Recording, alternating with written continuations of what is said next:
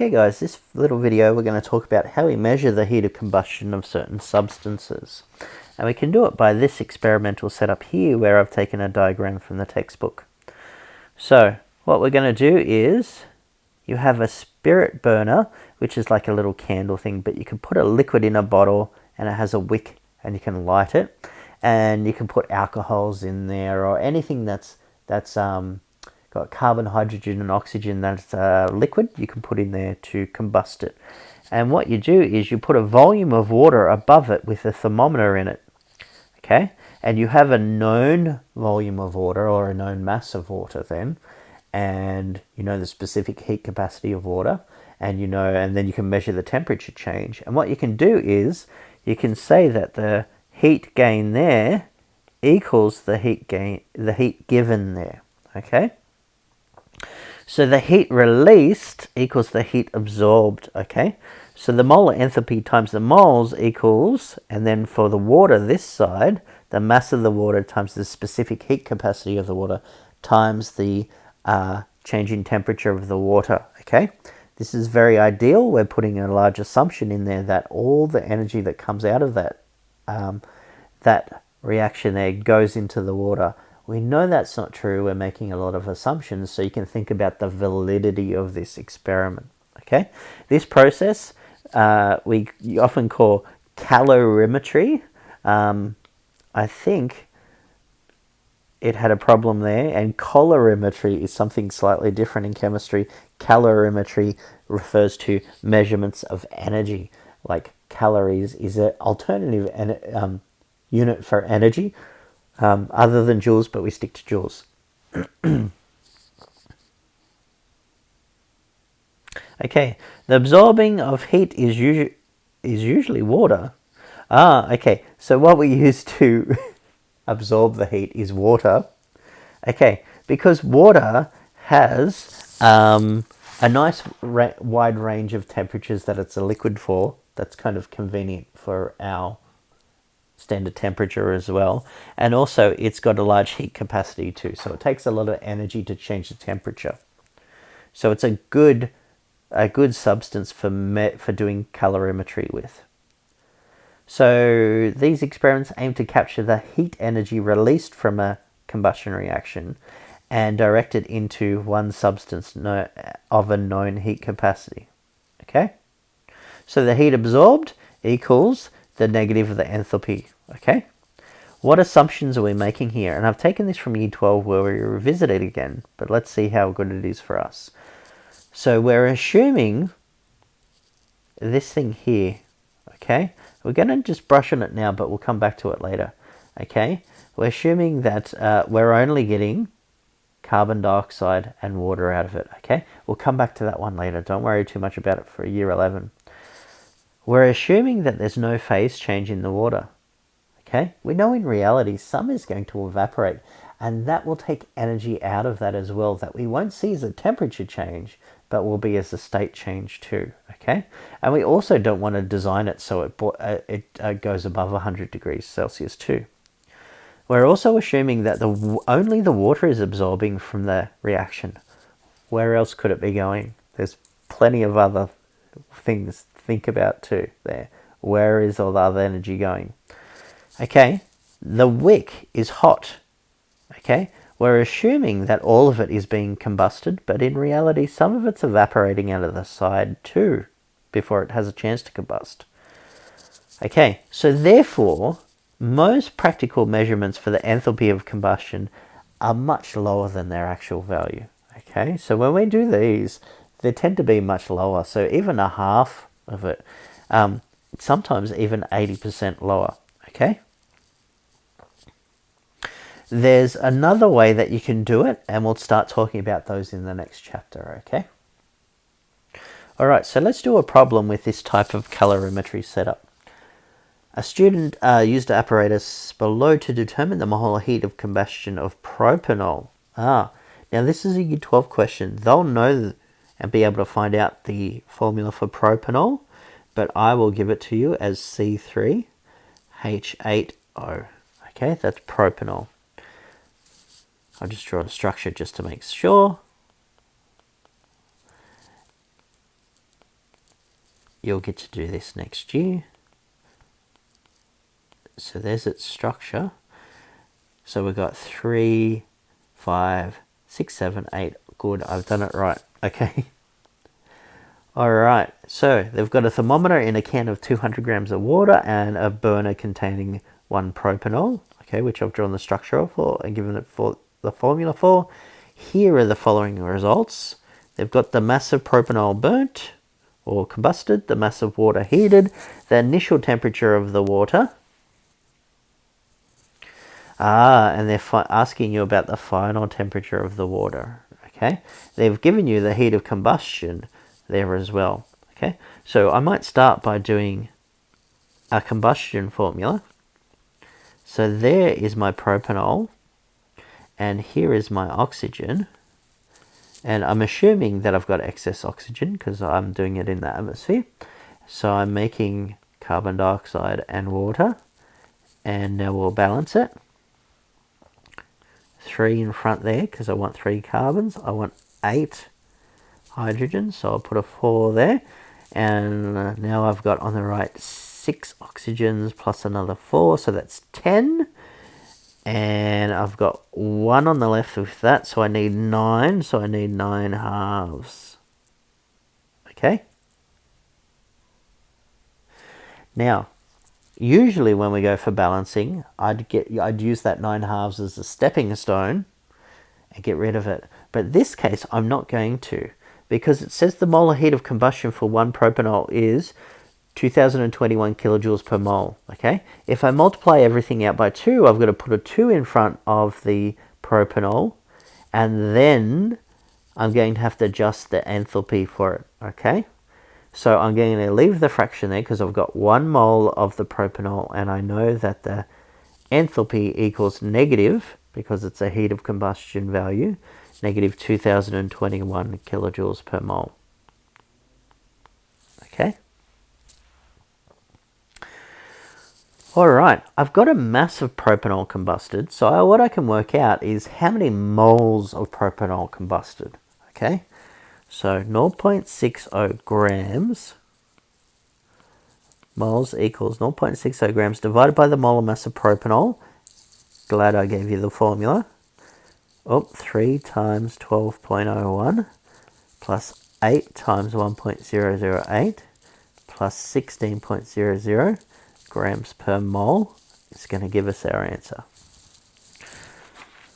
Okay, so 0.6 divided by bracket 3 times 12.01 plus 8 times 1.008 plus 16 gives us 9.98 times 10 to the negative 3 moles combusted. Okay? So therefore, the heat produced is going to equal 2021 kilojoules per mole times by our number of moles. 9.98 times 10 to the negative 3 mole equals, still got to do my calculator, times 2021, 20.1783 kilojoules. Okay? So, we've produced 20.1783 kilojoules from our combustion reaction. We're going to assume that the water is going to absorb that. So, our Q equals MCAT formula, MC delta T. Okay, what we want to do is rearrange it to form delta T, because it's asking us about temperature. So delta T equals Q on MC. Our Q value is this, that we've worked out. The propanol is producing that amount of heat. So the amount of heat absorbed by the water equals that. So 20. I'm going to put it in joules as well. 20,000. 178.3 joules, because my specific heat capacity is in joules per kilogram per Kelvin, okay? And that helps me with mass too. It's joules per kilogram per Kelvin. So the mass of water is 200 grams, which is 0.2 kilograms. And my specific heat capacity is 4.18 times 10 to the 3 joules per kilogram per Kelvin. Okay, so let's check our units. Okay, our joules there is going to cancel with the joules there. Right, our kilograms there is going to cancel with our kilograms there. Our Kelvin on the bottom of the bottom will put it up the top. So we're going to get our delta T when we put these in there. So 20,000, I need to multiply my answer by 1,000. So I've got 20,178 divided by 0.2 divided by brackets 0.2 times 4.18 times 10 to the 3 end bracket 24.1368 Kelvin. Okay, so our initial temperature was 21. We know the temperature is going to rise because heat is given out. So 21 degrees, 0.0 degrees Celsius plus 24.1368 is going to be plus 45.13, which is the 45.2. All right, so it's C. All right, another past exam paper. It's not a HSC one. It looks like a Year 11 yearly. Oh, look, and they've given you a formula here. So it's a Year 11 yearly here. Some ethanol, and they've given you the formula, C5H5OH. They've split the H's to show that it's an alcohol. We'll get to that later. Is burned in a spirit burner or combusted. Combustion of this mass of ethanol raises the temperature of this amount of water by this amount of degrees. The enthalpy of combustion, assume the complete combustion. Calculate the percentage of heat energy produced that's being absorbed by the water. Ah, these are questions. Okay, so it's giving you enough information to work out how much energy is coming out, and it's giving you enough energy to work out how much heat is going in, and they're asking about the difference between the two, or the percentage of it. Okay, so let's work out the heat absorbed by the water is going to equal the mass of water. 100 grams of water in kilograms is 0.1 kilograms times specific heat capacity of water, joules per kilogram per Kelvin, times it by, it raises it by 14.4 degrees Celsius. So they're talking about temperature change in Celsius, so it's going to equal temperature change in Kelvin. So it's going to be 14.4 Kelvin. So our heat absorbed, 0.1 times 4.18 times 10 to the 3, times it by the 14.4 is going to equal 6,019.2 joules.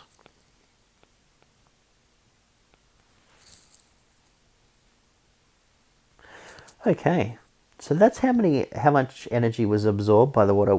Now they're telling us how much heat will be given out. Okay, let's do a balanced combustion formula. C2H5OH, like they have listed there for the ethanol, plus some oxygen gas, which is going to be excess. Okay, so the ethanol is going to be limiting. Carbon dioxide gas, plus some amount of water. Okay, didn't we just do this earlier? Okay, 2, and then I need 6 hydrogen, so a 3 there. So now I've got 2, 4, 5, 6, 7. So I'm going to need a 3 there. Okay, so the enthalpy for this equals negative 1364 kilojoules per mole. Notice how it says combustion of ethanol, so it's per mole of ethanol. I've got a 1 out, an implied 1 out the front there, so I've connected that good. Or that enthalpy is to that stoichiometry. Okay. Now, okay, we've combusted 1.275 grams of ethanol. 1.275 grams of ethanol. Convert that over to moles of ethanol. 1.275 grams divided by 2 times what? 12.01 plus 6 times 1.008 plus my 16 for the oxygen. It's going to give me my moles, 1.275 divided by brackets 2 times 12.01 plus 6 hydrogens plus my oxygen. Okay, and I get 0.02767 moles. Okay, how much heat will that produce? Okay, multiply it out by our enthalpy. So heat produced equals that times my 1364.